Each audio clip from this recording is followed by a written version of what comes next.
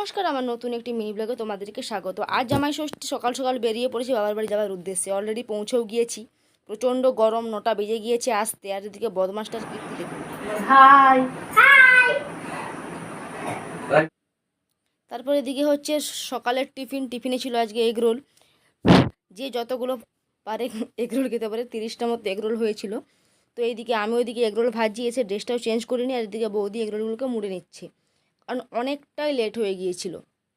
তাড়াতাড়ি করে না করলে দেরি হয়ে যেত। তো এইদিকে তারপর সব ভাজা হয়ে যেতে, তারপর এদিকে দেখছি ওরা সবাই বসে আছে। জেঠিমাও সমস্ত কিছু রেডি করে নিয়েছে।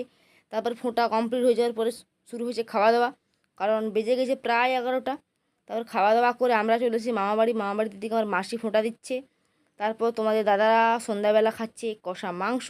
এদিকে বনু আমাদেরকে সবাইকে কোল্ড ড্রিঙ্কস দিচ্ছে। আমরা কোল্ড ড্রিঙ্কস খেয়ে আমাদের দিনটা এভাবেই কাটলো। তোমাদের কেমন কাটলো জানিও। Thanks for watching, by.